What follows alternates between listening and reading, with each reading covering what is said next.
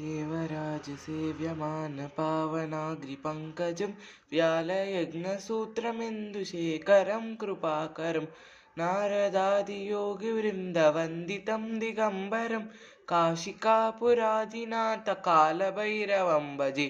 काशिकापुरादिनाथकालभैरवं भजे भानुकोटिभास्वरं भवात्तितारकं परं नीलकण्ठमीप्सिदातदायकं त्रिलोचकं कालकालमम्बुजाक्षमक्षशूलमक्षरं काशिकापुरादिनाथकालभैरवं भजे शूलटङ्कपाशदण्डपाणिमादिकारणं श्यामकायमादिदेवमक्षरं निरामयं भीमविक्रमं प्रभुं विचित्रताण्डवप्रियं काशिकापुरादिनाथकालभैरवं भजे भुक्तिमुक्तिदायकं प्रशस्तचारुविग्रहं भक्तवत्सलं स्थितं समस्तलोकविग्रहं निनिक्वनन्मनोज्ञहेमकिङ्किणीडषट्कटिं काशिकापुरादिनाथकालभैरवं भजे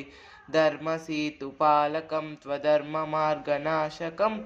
कर्मपाशमोचकं सुशर्मदायकं विभुं स्वर्णवर्णकेशपाशशोभिताङ्गमण्डलं काशिकापुरादिनाथकालभैरवं भजे रत्नपादुकाप्रभाभिरामपादयुग्मकं नित्यमद्वितीयमिष्टदैवतं निरञ्जनं मृत्युदर्पनाशनं करालदंष्ट्रभूषणं काशिकापुरादिनाथकालभैरवं भजे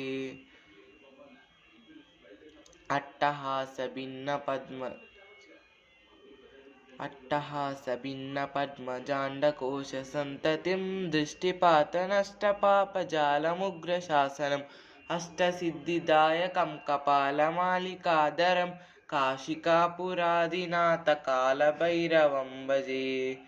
नीतिमार्गभूतसङ्गनायकं विशालकीर्तिदायकं काशीवासिलोकपुण्यपापशोधकं विभुं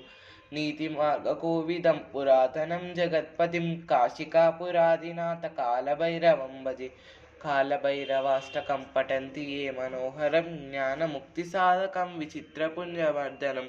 शोकमोहलोभदैन्यकोपतापनाशनं ते प्रयान्ति कालभैरवाङ्घ्रिसन्निधिं ध्रुवम्।